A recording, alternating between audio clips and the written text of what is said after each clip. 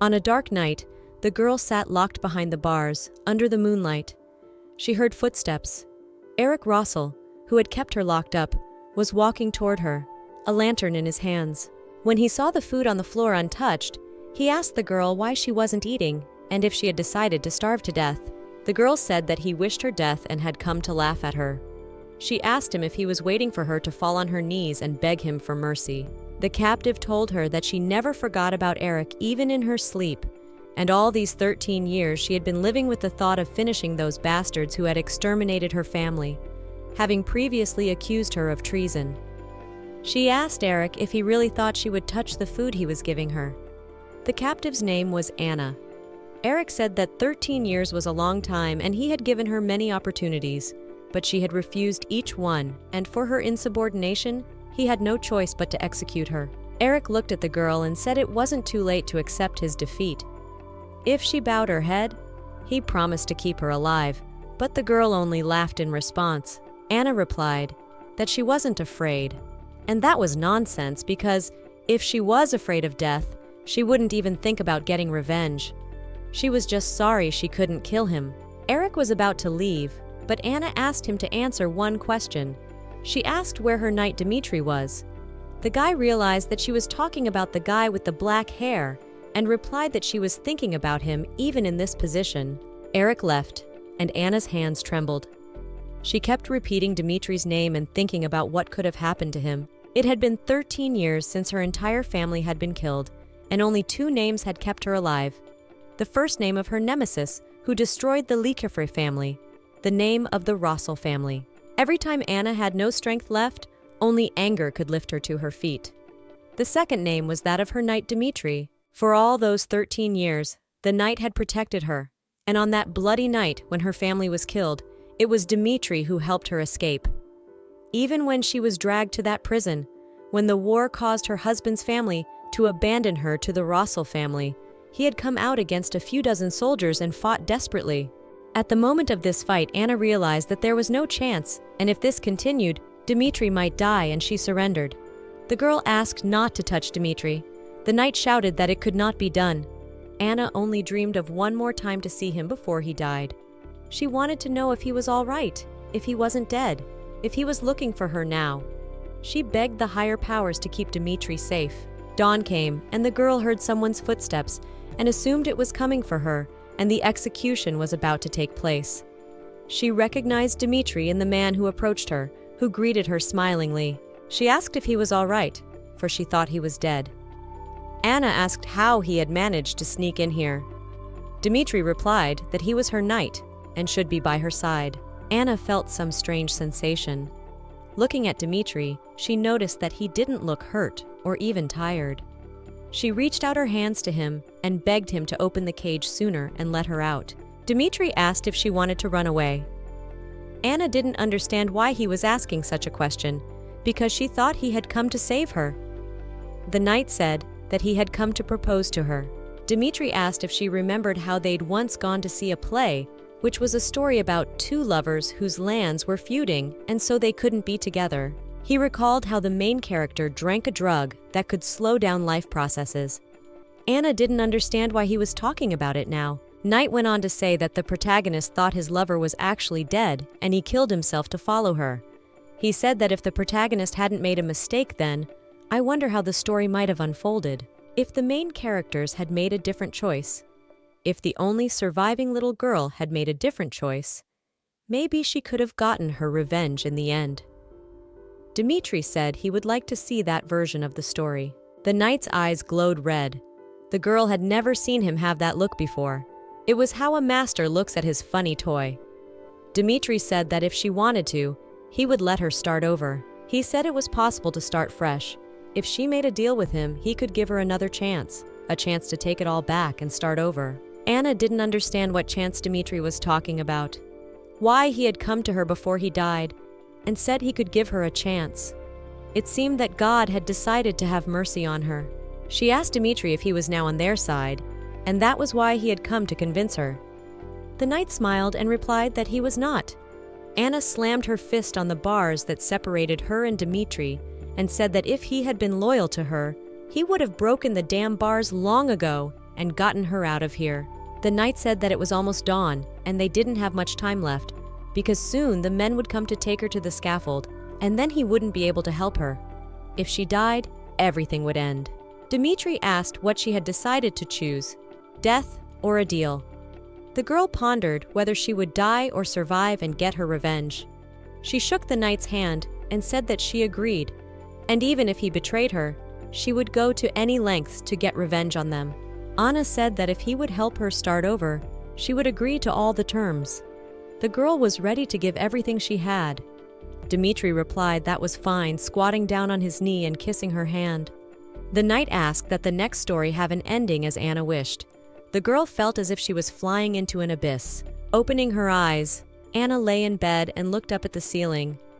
She did not realize what had happened, after all. She was in prison. The girl called out for Dmitri.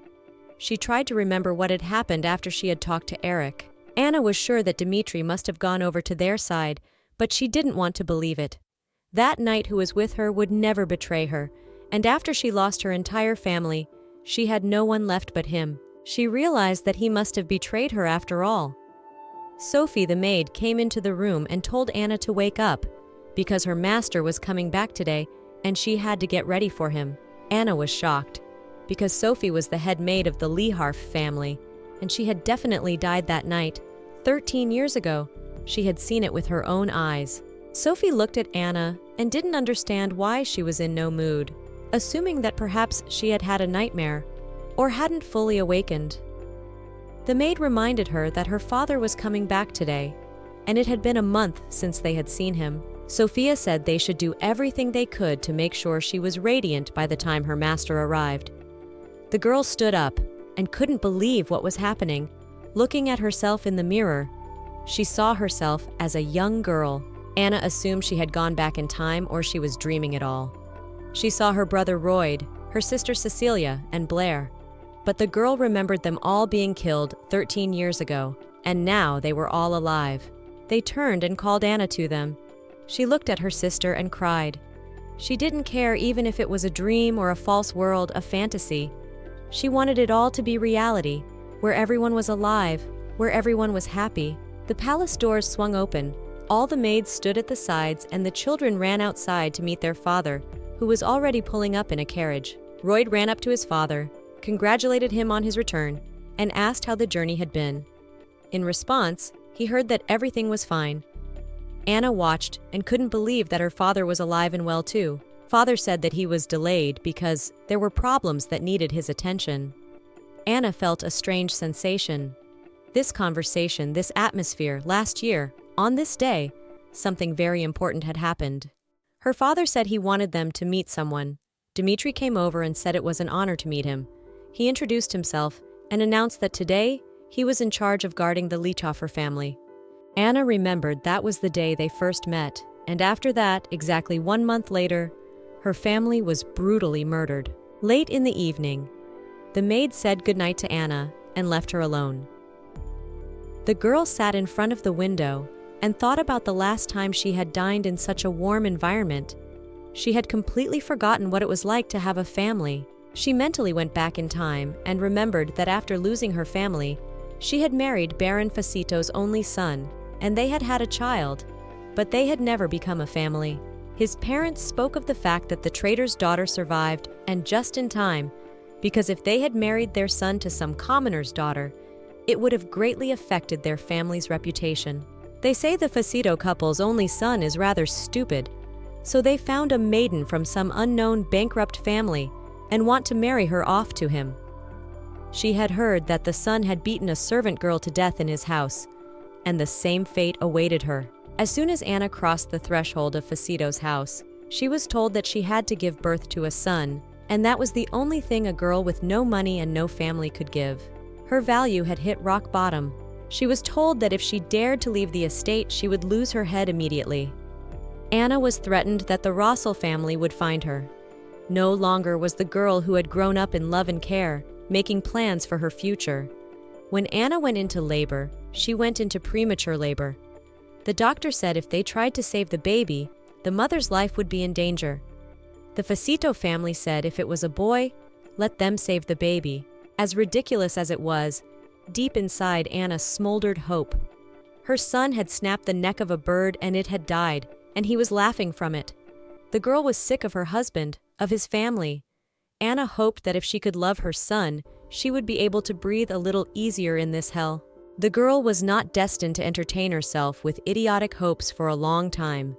She was sick both physically and mentally, and even in that state, she was protected by Dmitri. He said he couldn't take it anymore and that he would kill the bastard.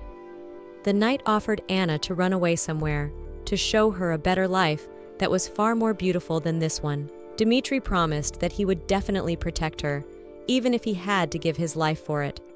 But then Anna didn't agree and decided to stay in the Facito family home. She was well aware that as soon as she lost their protection, both they and the Russell family would immediately try to kill them. Even though Anna was sure that she and Dmitri would be able to cope with any adversity, they would still be forced to hide all the time, to live a miserable life. Anna just didn't want Dmitri to have to go through all that. The girl stopped her thoughts, for she began to think about her night again. She felt that she couldn't waste time thinking about the past, because she had been given another chance and she shouldn't miss it. A few years later, an epidemic swept the empire. This disease took many people of the Facito family. When the funerals were over, she took over the family in place of her still too young son. Anna became the de facto mistress. That's when the moment for her revenge arrived. It was all for this moment. The Russell family had learned of her whereabouts too late, so they could no longer act rashly. In that moment, she dedicated her entire life to revenge. The hidden struggle, the lies, the competition, the war. She ran down that dark path, not noticing how she was drowning in blood, right in the path of her own death. But now Anna met her family, the family she wanted so badly to see. The girl thought this was the chance heaven had given her. She decided that she would not let her family die, and whatever happened, she must prevent this assassination attempt, which was only a month away. Dmitri entered Anna's chambers. She asked if he had anything to say to her. In reply, he asked what she wanted to hear. The girl said that apparently, because of the deal he offered her, she had gone back in time after all, because all this was completely different from a dream. She asked how it was possible to turn back time, because it is not possible for an ordinary person. Anna wanted to know who he was. Dmitri smiled and said that he was a swordsman working for the Lihar family. The guy added that he was also her loyal knight, and on top of that, her devoted admirer. He called her an unfortunate heroine who was destined for a tragic outcome. Dmitri said that in other words, he was the devil. Anna was shocked by these words. The devil is the embodiment of true evil that corrupts man, destroys his soul and pulls him to the bottom. The girl did not believe him and thought that it could not be. Dmitri smiled and continued to look at Anna. It seemed to her that it was a dream or he was just joking. But if he was really a devil, she had no choice but to accept this fact. Despite the absurdity of the situation, all his strange actions, that smirk made Anna shiver. She realized that right now it didn't matter so much whether he was a devil or not. Anna said she would only ask him one question and asked why he was only now telling her what he was. She couldn't believe that the man who had been by her side for a long 13 years had something to hide from her. Devil replied that she just hadn't asked about it. Anna was annoyed by his mocking manner. The Dmitri she knew never spoke like that, and she didn't understand why he was so different from his old self. Anna felt as if she didn't know him at all. She asked him why he had come only when she was on the verge of death. If he could turn back time, why hadn't he done it before? The devil replied that he was having fun and laughed. He said she had lived a pretty interesting life and he never once regretted helping her escape. After all, the devil can't help but love exciting stories. He said that the longer one lives, the harder it is for some trivial story to interest him. So people like him come to a special theater world where they can watch people's lives as if they were performances. The devil told Anna in his ear that he always wanted a front row seat, and it was so exciting. When she got the title of the head of the Facito family, it became even more interesting. He even believed for a moment that she would be able to take revenge. But alas, the outcome was sad. He asked the girl if she would succeed this time. Anna replied that she thought that all these years he had been by her side because he loved her. Dmitri replied that of course he loved her. She got angry, slapped her hand on the table, and said, "Don't you dare lie to her, because if it were true, he certainly wouldn't just watch her suffer." The devil said he was sincere, and as a spectator, he loved the protagonist, which was her. That was what obliged him to remain indifferent, for a spectator cannot interfere. Anna looked at him from her eyes, tears merged. He kept saying that a story devoid of drama would not be as interesting. Anna wished he would stop saying all this, in the voice of a man she had known almost all her life. She said that if he found the play boring, he could just get up and leave. The devil replied that he couldn't let such an interesting protagonist meet the end like that, so he gave her another chance. Anna realized that he only stayed around because he was interested in watching her. Anna stood up and slapped Dmitri. He asked if he should turn the other cheek. The girl screamed and called him a creep, a scoundrel, because she loved him so much. The devil grabbed Anna by the hand she had hit him with and told her that if slapping him helped calm her down, she had better hit her with something else, because she had knocked her hand off. The girl suggested that he wasn't so interested anymore. She said that all her pain, when she had married unwillingly, when she had given birth to a child at the risk of her life, when she had sobbed nights missing her family, was it really all just an interesting performance to him? The girl asked if her tears amused him and told him to tell her something else with his snake tongue. Anna screamed and cried. Dmitri asked if she wanted to know why he had only now decided to help her. The devil revealed that he believed she could manage without him, on her own. Would the play have remained as entertaining if a minor character had interfered in the main character's life? Anna said that she loved him. He asked if she loved him now. The girl replied that she wanted to finish him off. In response, she heard that was a problem, because he just had to see how her story ended. He touched the girl's cheek with his hand and said that he was on her side, and since he had gotten this far, he couldn't deny himself the pleasure of seeing the exciting ending, and for that, he would help her as much as he could. Anna replied that he was deceiving her and told him to get out immediately.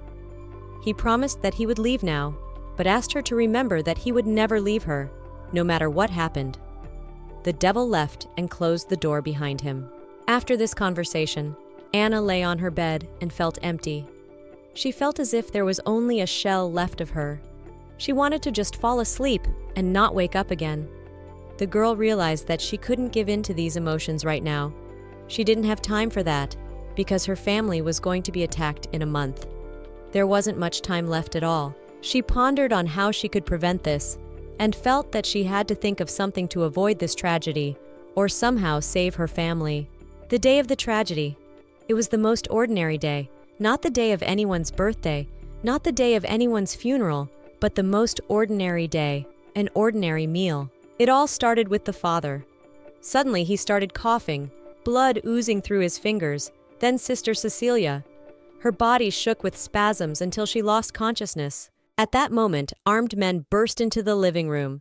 They headed towards Royd, who was holding his father. Eventually, they made their way to Little Blair, and afterward to the maids. Anna sat in the corner, terror in her eyes. Those who hadn't been killed yet were screaming at her to run away because she needed to live, but the girl was in such shock that she couldn't even move. Anna wondered what would happen if she told them that she would be attacked, if she told her father everything as it was, that she had come from the future. The girl realized that he would definitely not believe her and would think she was crazy. Anna sighed heavily.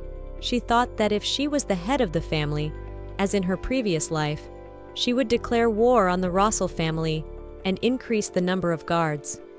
At that moment, Anna was no different from her than herself. She was just an ordinary young aristocrat. The girl decided that in this life, she would not just sit huddled in a corner and pray to God for salvation. She realized that she needed knowledge, and her memories of the past would help her prevent tragedy. The girl got out of bed. She decided to start with the most important thing. Anna tried to find the paper and pen. She knew they were around here somewhere. Walking over to the mirror, she saw something on her chest. The girl didn't realize what it was. It looked like some kind of mark. 2 days later, Anna was preparing to take a bath. The servant brushed her hair and talked about how handsome this new knight was. how friendly he was, unlike other swordsmen. The girl realized that he was, though it was all just a pretense. She and Dmitri hadn't seen each other for days, and he was avoiding her and trying to keep out of her sight. She was annoyed when she saw him, and annoyed when she didn't. All the maids were going crazy. They made up every day.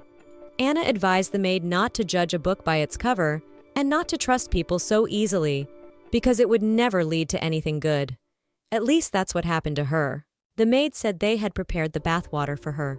She thanked them and said that she didn't need any help and that from now on she would take her own bath and they could go. Anna pulled back the curtain. First she wanted to know what it was on her chest and realized that she still had to meet Dmitri, and there was nothing to be done. They had a lot to discuss. The girl met with the devil and asked him what this sign appeared on her. At first he pretended not to understand what the girl was talking about. She explained what was on her breasts and offered to show him, but he replied that he was not interested in her naked body. Dmitri told that each devil has a special mark, and when a person makes a deal with the devil, the former has it on the same place as the latter. Anna said that this mark could be seen and it bothers her. She asked to remove it immediately. The devil replied that he couldn't, as it was proof of their deal. The girl suggested at least moving it to another less obvious place. Dmitri replied that he couldn't do that either, and if she wanted to get rid of it, she could try to cut out the piece of skin or cauterize it with a red-hot iron. Anna understood that the body of a noble aristocrat should not have scars, burns, and marks.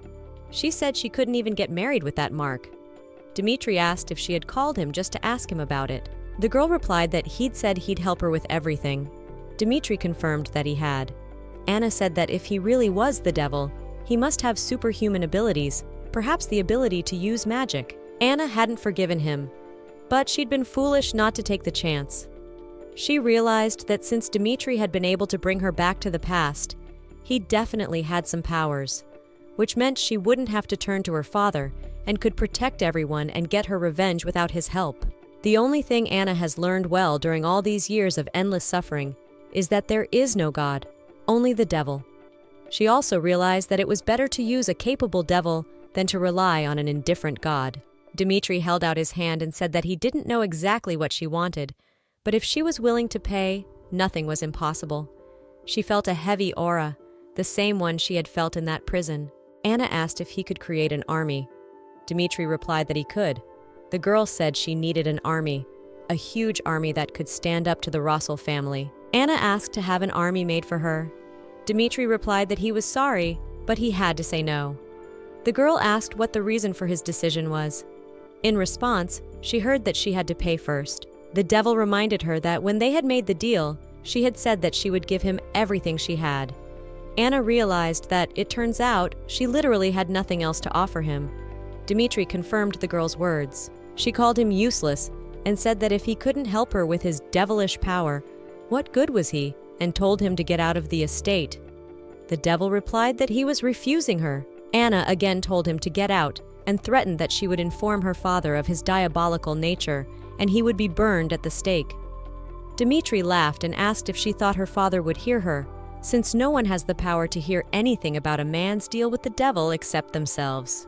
Dmitri talked about how important it was to keep such things a secret. Anna couldn't believe that she would have to put up with this devilish cretin around her all this time. The knight said that Dmitri the devil couldn't help her, but Dmitri the human was always at her service. He promised to do anything for the mistress. Within his modest capabilities, he knelt down in front of the girl and bowed to her. Anna crossed her arms on her chest. She thought he was saying that as if he was asking her to let him be her knight again. Anna said that what she really wanted was for him to stay out of her sight altogether.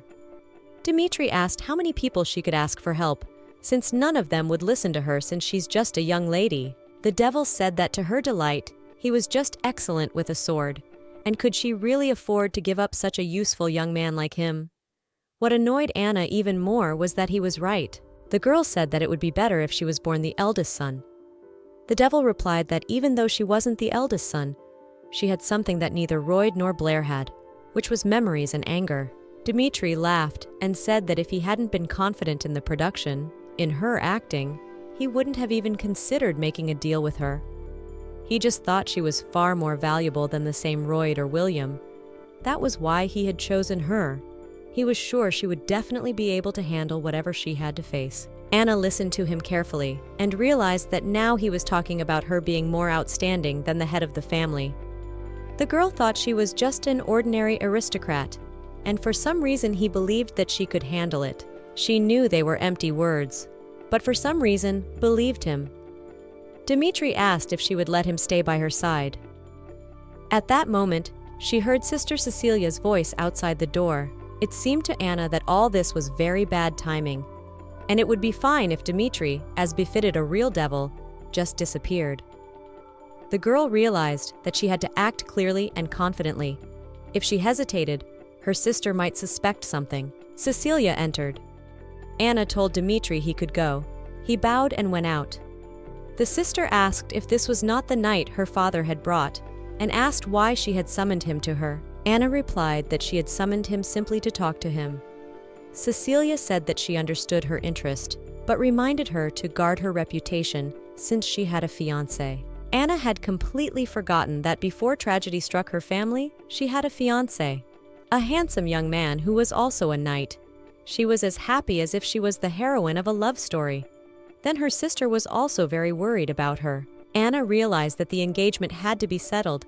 She told her sister that she would be careful. Cecilia asked if she had prepared her dress. The protagonist didn't realize what kind of dress she was talking about. Her sister reminded her that she was going to an event tomorrow. She couldn't remember an event from 13 years ago. Cecilia thought that was strange, for she had been jumping for joy when she had received Lady Fleda's invitation. Anna remembered that it was about Fleda Rossel. There was not a single person in high society who did not know the eldest daughter of the Rossel family.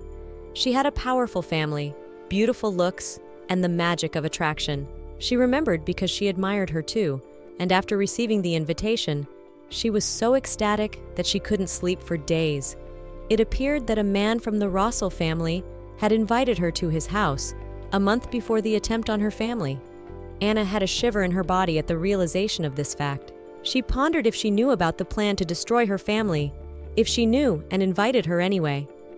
Cecilia, looking at her thoughtful sister, asked if she was all right, and said that if she wasn't feeling well, she'd better rest tomorrow. Anna replied that of course she should go. It was an event that Lady Fleda herself was organizing, and she was excited. The protagonist wanted to see the members of the Rossel family as soon as possible. On the trip to Fleda Rossel's event, Anna took Dmitri with her. He said that it was quite unexpected for him. Dmitri asked if she had forgiven him. The girl looked wistfully at the devil and said that it could be dangerous there, so she would have to take guards with her anyway. She couldn't miss the chance to get to know her enemies better. The devil asked what she was up to. Anna answered him question for question. She asked what he would do if she asked him to kill the head of the Rossel family. Dmitri replied that he would kill him. Anna was shocked by the answer and said that it was a joke and she wasn't going to do something so rash. Dmitri wondered what the girl would do next. She needed something solid to convince her father. All these years, she had been trying to figure out why exactly her family was the target of the Rossel family, and so much time had passed and she still couldn't find out the reason. Ansgar, the head of the Rossel family, had told her why he had ordered the destruction of her family, but she would never believe that nonsense. The head of the Rossel family believed that Anna's father was going to kill the king. The current ruler was Casimir Kelbright. He was the second prince. He could not claim the throne, but the previous king and the first prince had died suddenly, and because of that, unexpectedly, he sat on the throne. Dmitri said it was obvious that someone had aided and abetted it. Many suspected Casimir. There were rumors, but after a few of the gossips were executed, everyone else quieted down. Anna said that her father would never have gone against the king. That was nonsense, and Ansgar was just trying to justify himself. And the reason was clearly something else. Devil was interested to hear what the main character thought the reasons were. She said she had 3 versions. The Leharf and Rossel families, despite their loyalty to the previous king, had a power struggle. After the throne had passed to Casimir, the Rossel family had lost the trust of the new ruler and might well have been the object of his wrath. No wonder they wanted to come out of the shadows and show themselves. Most likely, Ansgar planned to expose Anne's family as traitors and destroy them by declaring that they were plotting against the king. In this way, he wanted to show him his good intentions. He wanted to appropriate all the property of the Liharf family and consolidate his power. The devil asked why exactly they were his target. Anna replied that her father was the main confidant of the previous king. He could easily be accused of treason. Plus, none of them, his 4 children, were married, so there would be no problem with other families they might be a part of. Anna made it a point to emphasize that this was only her speculation. The girl speculated that he could still have done it for personal reasons. Perhaps Ansgar had merely decided to have some fun, and they were just unlucky enough to be his target. Anna compared herself to herself from her previous life, who had lived only for revenge, and mistakenly thought Dmitri was in love and was willing to sacrifice herself for him. Anna looked at Dmitri and said that he had only decided to stay by her side because he found it interesting. The devil laughed and asked if that fact disappointed her. Anna replied that she didn't know, and you are usually disappointed if you expect something. Dmitri laughed again and said that he was glad. Perhaps deep inside Anna there was still hope. She thought it would be better if he tried to please her as befitted the devil. She didn't understand why he was acting so tough. Anna had said there was no point in being disappointed in each other, and she would let him see a compelling story, and he would always be at her side to protect her if need be. That was enough. There's no room for feelings and emotions in deals. Anna and Dmitri arrived at the event. Looking at the guests, she realized that Fleta wasn't there yet and assumed she might have gone somewhere. 3 girls ran up to the protagonist and talked about how happy they were to meet her at the banquet organized by Lady Fleta. The girl didn't realize who they were. She had seen them 13 years ago. They asked about the one who had accompanied her and assumed it was Anne's personal knight. She confirmed this and said his name was Dmitri. He greeted the girls and introduced himself. The girls noted that he looked nothing like their knights, and they almost thought he was an aristocrat too. Anna remembered that he had said that he was actually of noble blood, but his family had gone bankrupt when he was very young, and after that, Dmitri had decided to become a swordsman, though that was probably all a lie too, since he was a devil. Anna noticed that he's handsome and polite to everyone, which is great for distraction. The main character said she'd step away for a bit and suggested they talk without her. Dmitri wanted to follow her, but she said it would be rude of him to leave such beautiful ladies without company. Anna asked the servants where the ladies' room was. Once inside, she leaned on the door and pondered the fact that if Fleta didn't show up for the banquet, there was no point in her being there. She knew she needed to find something that would convince her father. Walking through the corridors of the manor, she saw portraits of members of the Rossel family. Looking at the portrait of Ansgar, the head of the family, she thought that very soon she would hang his head there, and the heads of his children next to it. And then this corridor could be equated to a gallery. About 15 minutes had passed since she had left the banquet hall. The manor was larger than Anna remembered. Though in her past life, she had only cared about the event itself, she thought perhaps she should have taken Dmitri with her, after all. A knight who couldn't help but draw stares alone, and people would soon start looking for his mistress. But if they were caught together, she wouldn't be able to justify herself in a situation like this. From behind her, she heard footsteps, and a voice asking who was walking there and saying that guests were forbidden to go in there. But there was no turning back, and the girl apologized and said she wanted to get some fresh air and got lost. When she turned around, her eyes opened wide with surprise, for she saw Eric Rossel, the very man who had kept her locked up. He was Ansgar Rossel's second son, and the one who had overpowered her and wanted to execute her. She met him for the first time, 10 years after her revenge began. A temporary camp organized during the territorial war between Facito and Rossel. There, Anna, playing chess, saw Eric and asked him why he had decided to honor them with his arrival. Anna said that she had heard that they had a momentous occasion coming up, and that his foolish older brother was marrying the only remaining heir to the throne, Princess Ophelia. Eric said he believed it was her doing. The girl replied that as soon as the king died, he immediately began to act, and he made a fine politician, as expected of the Rossel family. But Anna was interested in what had brought him to her. Eric said to give up and stop resisting. It was useless anyway. He wanted Anna to swear allegiance to him. He appreciated her abilities, so he was willing to show mercy. Anna told him to get out of here, and told him that the next time they met, she would slit his throat.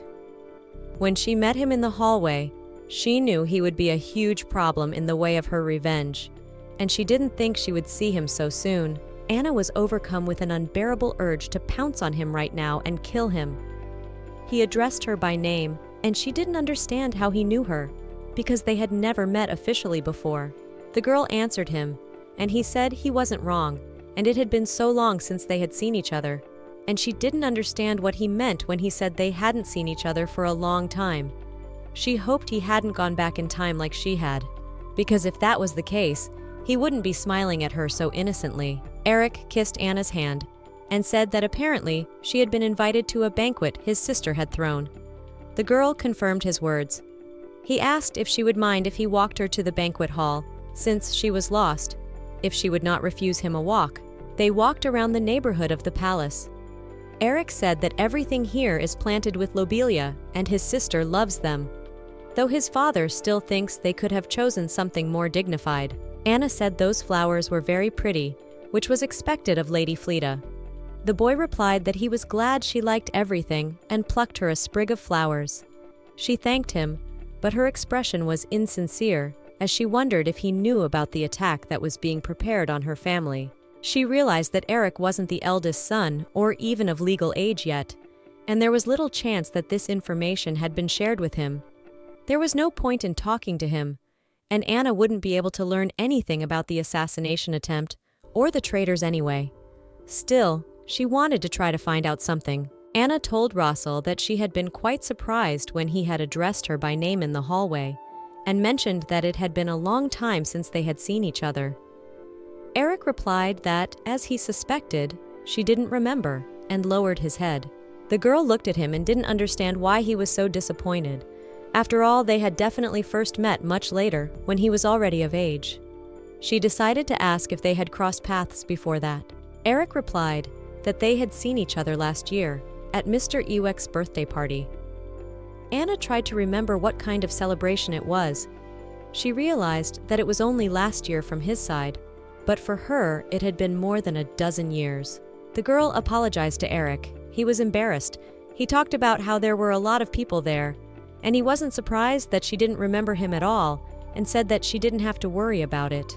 Looking at the confused look on the kid's face, Anna assumed he liked her.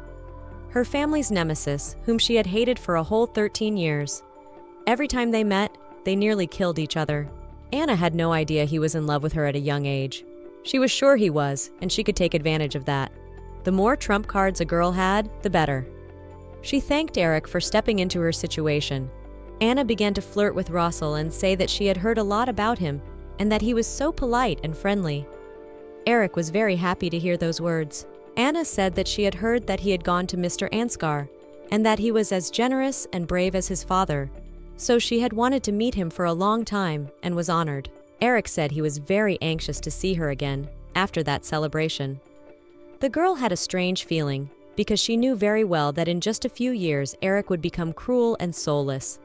That was the future she faced. But now, Anna was facing only a naive young man in love, who had no idea that she dreamed of cutting off his father's head. She pondered whether it was right to use such an Eric. The girl realized that while she was hesitating, the head of the Rossel family was thinking more and more carefully about his plan to destroy her family. She ordered herself not to dare make a mistake, for it was not Eric she must protect, but her family. The young, lovesick Rossel said that if she didn't mind, next week, there would be an opening for a hunting tournament, and he'd like to invite her. Their conversation was interrupted by Dmitri suddenly appearing. He apologized and said he hoped he wasn't interrupting their conversation. The knight said he was looking for Anna. She assumed that he had come to observe her and had barged in at this inopportune moment when Eric had something important to say to her. Anna would have liked to punch Dmitri, but she had to be a nice lady in front of Eric. The girl said that she was just having a conversation with the young man. Rossel said it was fine, and they could talk later, but she apologized to him and said that her knight had behaved rudely. Eric realized that the young man was Anna's knight and, with an angry look on his face, asked him what was wrong. Dmitri said that the lady had not returned for a long time, so he decided to find her.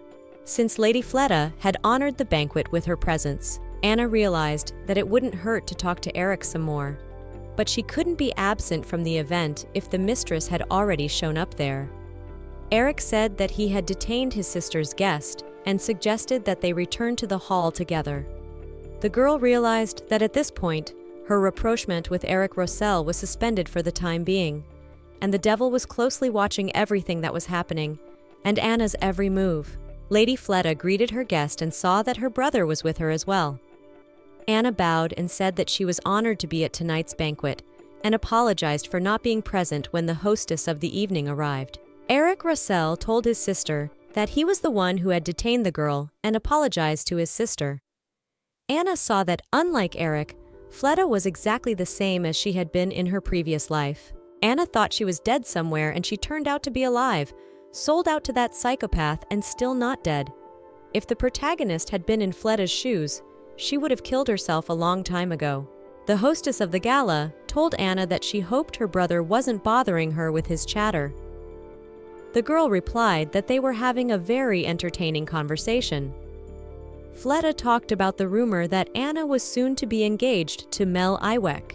Everyone around started congratulating the main character, asking when the wedding was. Anna answered that nothing is known yet and thanked everyone for the congratulations.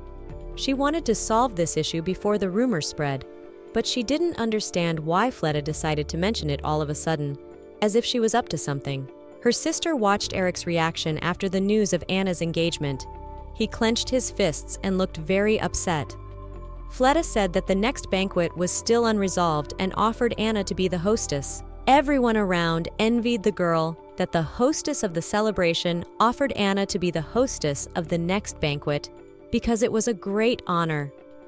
The protagonist remembered this situation, which had slipped her mind because of the unexpected death of her family. Given the level of security of the Leharf Manor, it was impossible to capture it in such a short time. She assumed that the people of the Rossel family had hidden somewhere inside beforehand. She didn't understand how they could have done it, but finally all the pieces of the puzzle fit together. The protagonist realized how stupid she had been, because if someone had gotten into their house thanks to this banquet, it was a high probability that Fleda knew about the attack, and that's why she had offered to host this celebration for Anna. The heroine inside was filled with anger. She could not believe it all, but in front of the audience held confidently and said that she was very happy and they should all definitely come to the banquet. Fleda replied that she would gladly attend. Anna realized that Rossel thought he was skillfully manipulating her as if she were his puppet, but it wasn't so, and it was her turn. She was waiting for payback for what the Rossel family had done in the past. The protagonist wanted to make sure that they would never again dare to even raise a glance at their family. That's what she went back in time for. Eric Rossel approached Anna and told her that she was engaged. The girl replied that it was a recent decision, and she didn't know that Lady Fleda knew about it. The guy was very sad, but then suddenly smiled and congratulated the girl. He said that he had a lot of things to do and he hoped that they would see each other soon.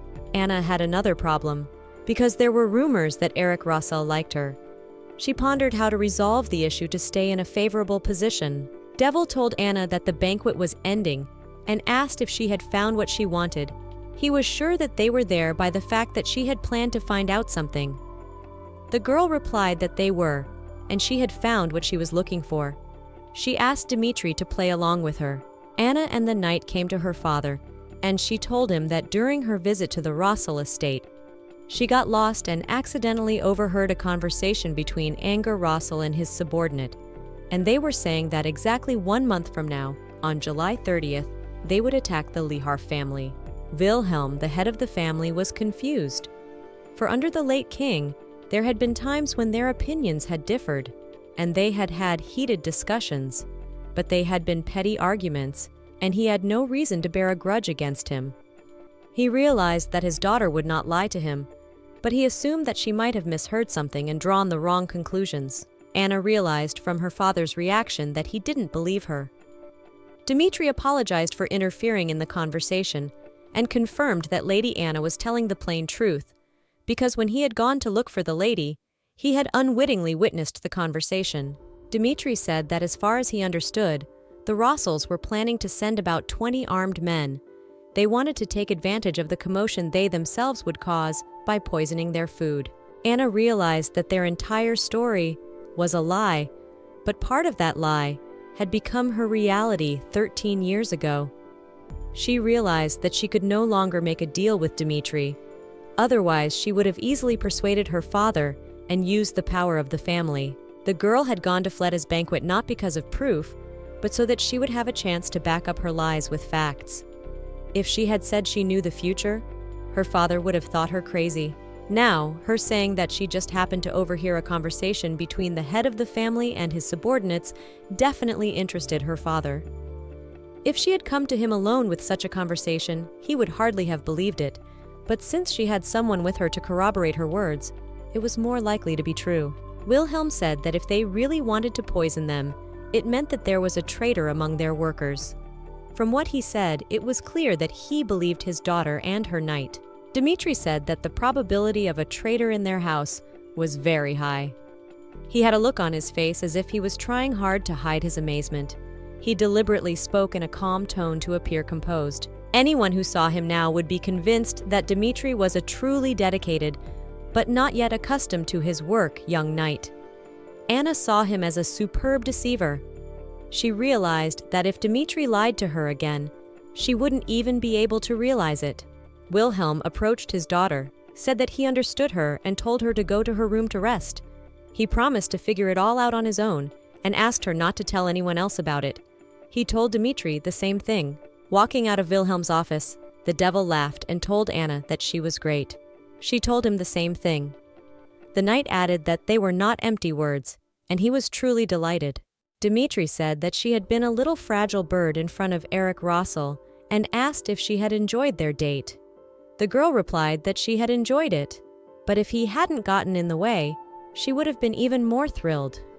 Devil laughed and said that he just didn't like all this talk about feelings. Anna said that there were no feelings between her and Eric and asked Dmitri not to talk nonsense. He gave the girl a sly look and said that he was glad because he didn't have the slightest sympathy for melodramas. But thanks to the main character, it was fun. Knight talked about how he never thought Eric could make such a face, and he didn't understand how he could grow from a shy young man into such a cruel person. Anna shared his opinion completely. Time and war had made a gentle boy into a cruel leader, just as it had made Anna into a demon of vengeance.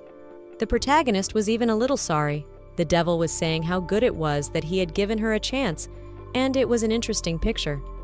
Anna thought that despite all this, she had this idiot next to her for whom her life, a funny show. The knight talked about how everything was fine, but the girl was very gloomy. She replied that it was because a new act was about to begin, and it would develop the theme of love, which he disliked so much. The main character said that Mel Ivek, her so-called fiancé, would soon visit her. Dmitri said that the play was called Anna and the director was the devil Dmitri. A long time ago, a naive girl named Anna had a fiancé, and his name was Mel Ivek. He was a lecher, whose adventures had not been heard of except by the deaf, but Anna was so much enchanted by his handsome face that she did not care at all. But one day, due to some circumstances, Anna's family died, and the girl had to flee from her native estate with her devoted knight Dmitri. Naive Anna believed that her fiancé would definitely help her. Unfortunately, the doors of Mel Iwek's estate did not open even after half a day. A day passed, then another, but the doors remained closed. Her lover asked her to disappear immediately, for she was the daughter of a traitor. He threatened that if she did not leave, he would turn her over to the Rossel family. It was brutal. Sometime later, the Ivek and Rossel families united and became allies. Poor Anna. It was incomprehensible why she fell in love with such a scumbag. Anna kicked Dmitri with her foot and told him to stop this circus. The devil laughed and said that was why he didn't like all kinds of love dramas. She realized that was true. He was the worst kind of fiancé. Even the thought of how much effort it would take to get rid of him was ruining Anna's mood. Anna walked over to her brother Blair's house. He was reading a book, but when he saw his sister, he closed it. The main character was very happy to see him. Blair Leharf was a year younger than Anna.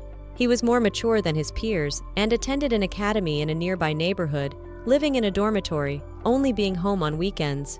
Even back in time, Anna missed him constantly. He was her only little brother, and it hurt wildly to send him off first into the next world. Blair said he'd been at the library since morning. Anna told him that it was too early and asked why he had chosen to read here instead of in his room, since it was more comfortable. Her brother said he'd heard that Mel Ivek was coming soon.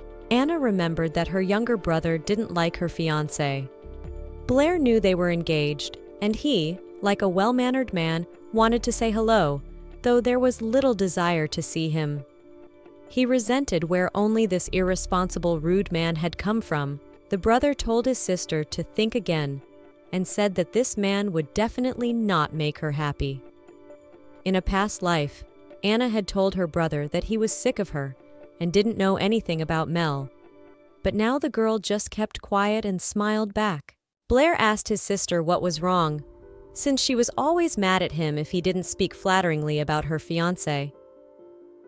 Anna realized that she had finally come to her senses and wished she could break off this engagement, but it was probably too late. Her brother had said that if such an obscure and minor change resulted in the dissolution of the prenuptial agreement, it could cause problems. Anna pondered how to break this engagement and minimize the consequences. Blair looked at his sister in bewilderment, then took her hand and told her that no possible problems would compare to how an unwanted engagement could affect her life. He told her to just do it if that's what she really wanted to do.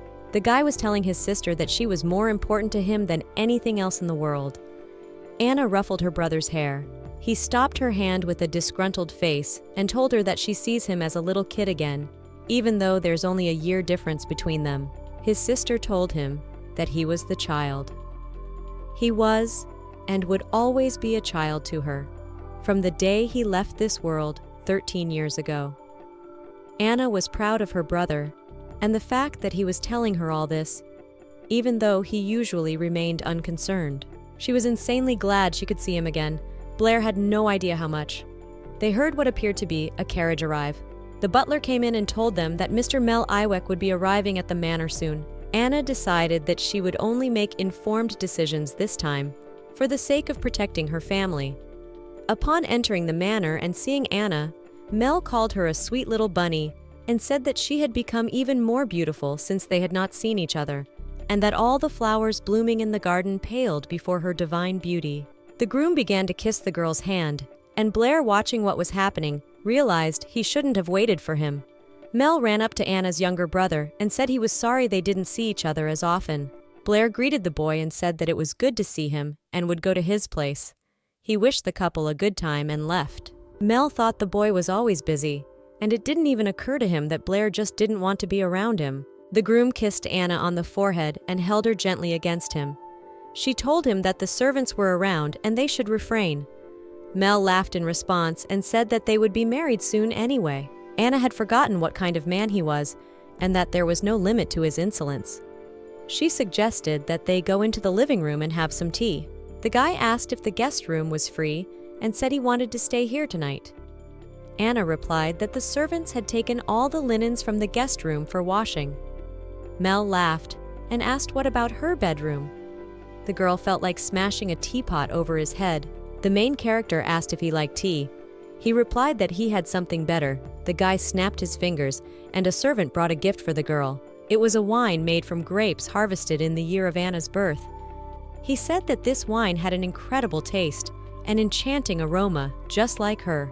The guy poured the wine and said that he could clearly see the image of a fairy dancing among the lotuses, and she just had to try it, because this picture was worthy of being admired for hours. Anna reminded Mel that she's allergic to wine. He said she just needed to get a taste and pulled her glass to try. She tried to talk nicely to him, and he, the cretin, didn't understand how she'd fallen for him. The girl said she could get sick, and she wouldn't want him to have to see that. Mel Ewek replied that once she became part of his family, she would drink wine more often than water. In her thoughts, Anna had already smashed the bottle of wine he had brought over his head, but on the outside, she was quite friendly and smiling. The Ivek family's main source of income is from their winery. They say that the grapes from their fertile lands make such fine wine that people are willing to drink it, even from the hands of the enemy. They even had grapes on their family crest, and no wonder he was so proud of his family business. Their high income was one of the decisive reasons for the engagement. Now it was simply not profitable for them to break it off. Even before the engagement, he had once forced Anna to drink wine and she had almost died. He had seen it with his own eyes. And even still, he had brought it as a gift. Anna realized that she wasn't a good judge of character at all. She decided that she needed to break off the engagement as soon as possible. She pondered that he was constantly having fun with women, and maybe she should get down to it and find someone to witness it for a certain amount of money. Mel suggested a visit to their woods the following week. Glenn Rossell had invited him to go hunting and said he would love to see Anna there as well. He said that of course she wouldn't be part of the hunt, but they could go horseback riding. Anna realized that in a previous life, he had not offered her anything like that, and besides, it was strange that Glenn Rossell wanted her to come. In this life, of all of Ansgar's offspring, he was the only one she had yet to see, and perhaps he suspected something and realized she knew about the attack. The girl was certain that the future was changing. Mel suggested that Anna didn't like the idea that others might interfere with them. He said that he too wanted to be alone with her and believed that he would have to decline Mr. Glenn's offer after all. Anna replied that of course she shouldn't decline the offer. She didn't know why the future was changing, but even if it was a trap, but still she should take the chance. And the girl agreed to her fiancé's proposal. The Ivek family owns a huge amount of land. Most of it is vineyards, but there are others with beautiful forests and mountains.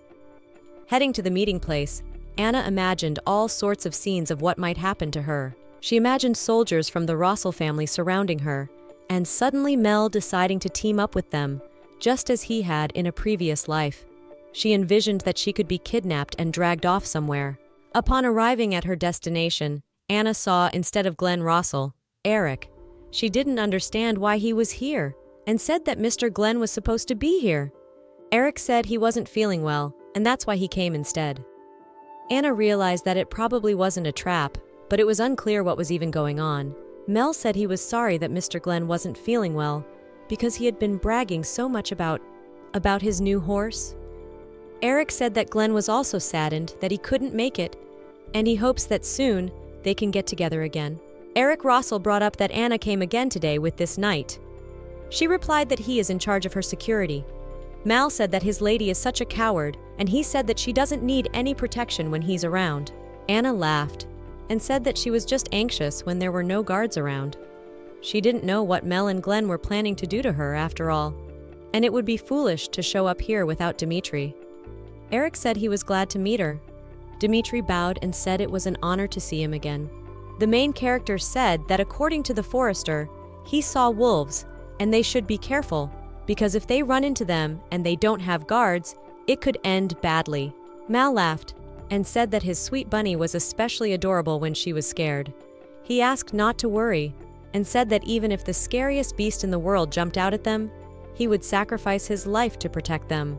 The guy added that they didn't need extra people who would only get in the way. He asked Anna if she believed him and held out his hand to her. The girl, of course, did not believe, but realized that if she continued to object, he would definitely suspect something. Anna pondered that this could be Mel and Eric's trap, and the more stubborn she was, the more chance they had of guessing something.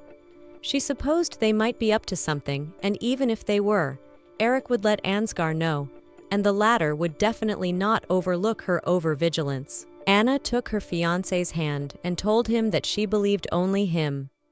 She looked at Dimitri and realized that now she would be able to test how useful he would be. It was written in his look that he would do anything. The girl could hear the true whisper of the devil. Anna wondered if Dimitri would follow them. She didn't sense his presence. Mel asked Anna to look around, and as she looked around, she saw a beautiful view and realized that the rumors were not lying. and it really was very beautiful there. There was an incredible view on the cliff, and they decided to go up there.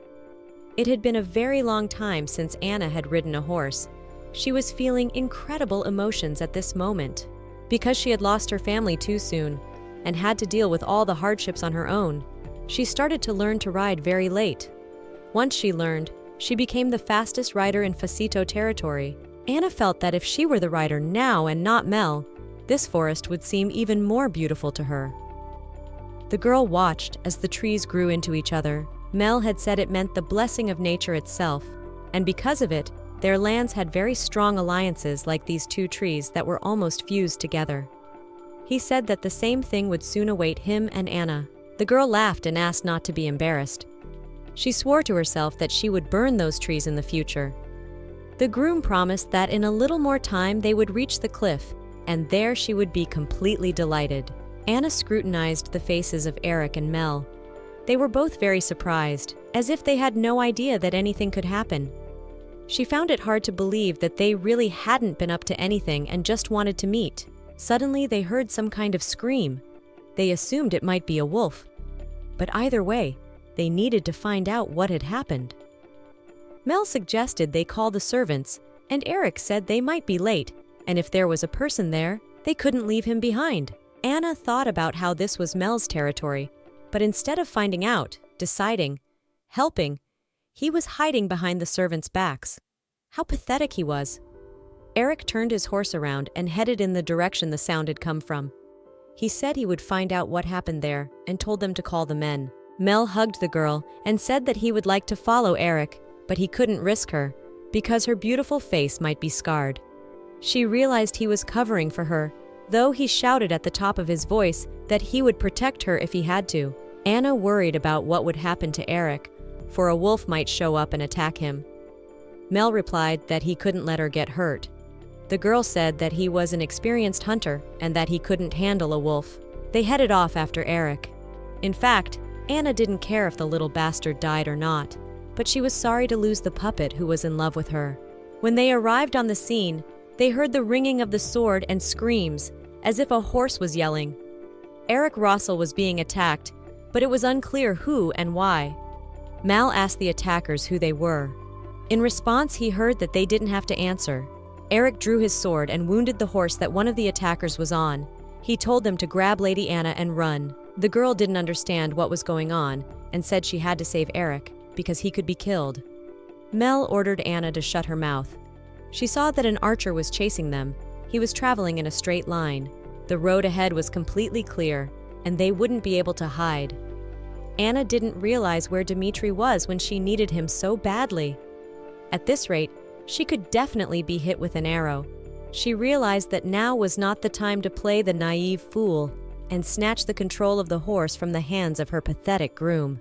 In her 18 years, Anna still didn't know how to ride a horse. She couldn't stand it when her dress was soaked with sweat, and she had to walk with a foul odor through dirt and dust. The girl realized she needed to run towards the forest. She asked Mel where the entrance to the forest was, but he replied that he didn't know. Anna realized that it was necessary to leave the guy here, because the horse carrying 2 people on its back would get tired faster, and she would be at a disadvantage if she dragged him. The protagonist realized that she needed to get out of the forest, but she didn't know the area. Looking ahead, she realized that if she climbed up, she could see a cliff. The attackers were yelling that they couldn't escape, calling them rats and saying they were trapped. Anna realized that just a little more, and they would make it to the top.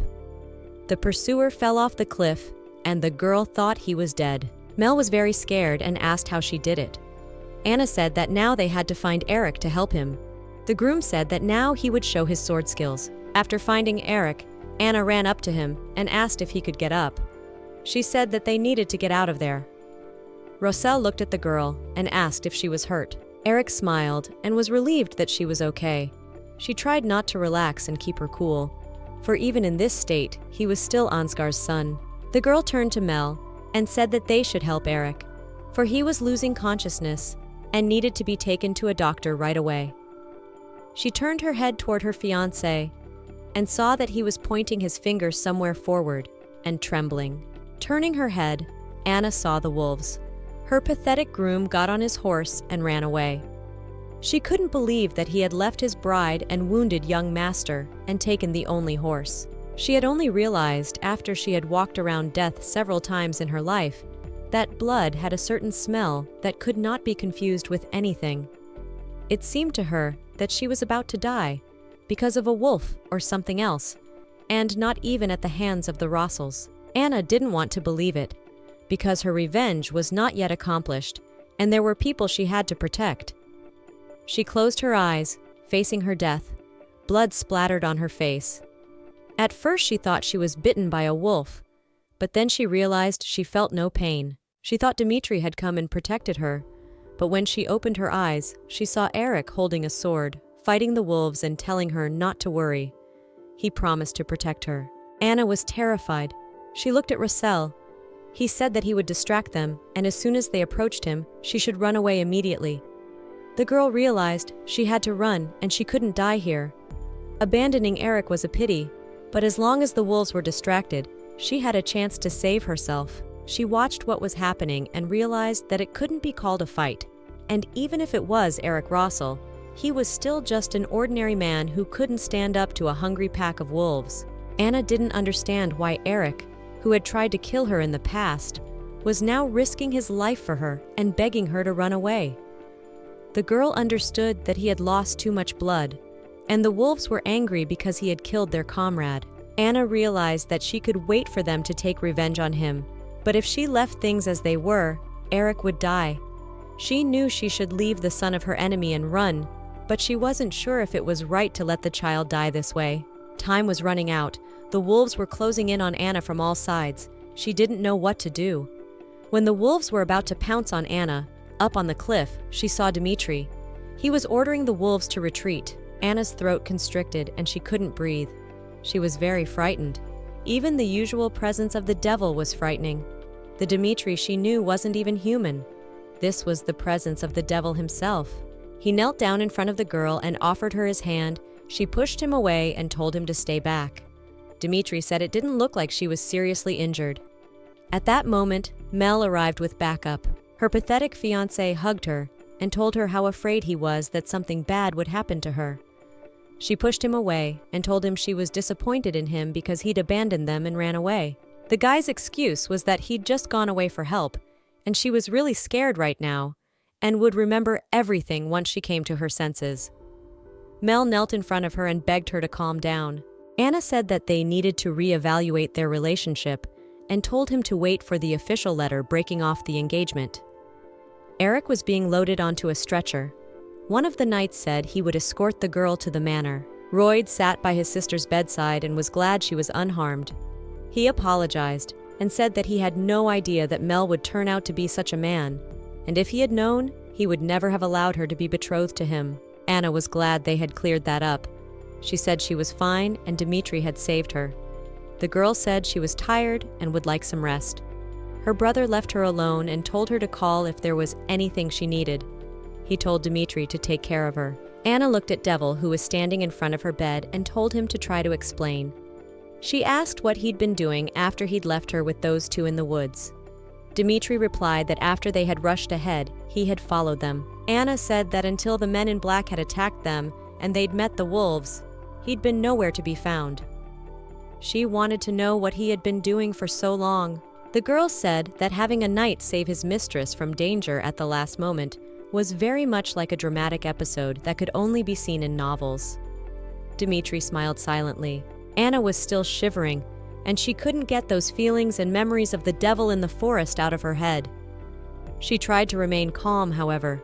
She was still strange and scared. The girl recognized that in the forest, pushed by death, she kept looking for him, the knight who had always bravely saved her. This was the knight she had known. She still looked for echoes of her old protector in him, even the slightest hint that the man standing before her was her Dmitri, and yet she was afraid. Dmitri would rather watch idly as she teetered on the brink of life and death. She didn't want to hear it again, even if it turned out to be true. She didn't want to give up hope that the Dmitri she loved no longer existed. She didn't want the devil to take that hope away from her. Anna wanted Dmitri to make an excuse that he was late for a reason, because he just happened to show up at that moment. The devil replied that she was quite clever, but he was extremely surprised by what had happened, although he guessed that something was going to happen, but he didn't think that events would start developing so rapidly. The knight thought it was worth it to serve her. He moved closer to her bed and asked her not to worry. He promised that he would always come to her aid, just like this time. Anna said it was strange, for it seemed to her that he was lying to her. The girl held out her palm to the devil, and he wondered what she meant. He took her hand with both hands and said that he had come so late because he had run into a pack of wolves, and he was sorry. The devil knelt down and kissed her hands. The next day, Anna came to Rossel Manor for the purpose of checking on Eric. Several of her father's warriors followed them, but were unable to enter the castle. The Rossel's servant said he understood they were taking precautions because of what had happened, but he couldn't let the knights accompanying her in. To Anna, this meant that the Rossel family was watching them, but she somehow managed to get Dmitri in there. When Anna entered Eric's chambers, he greeted her.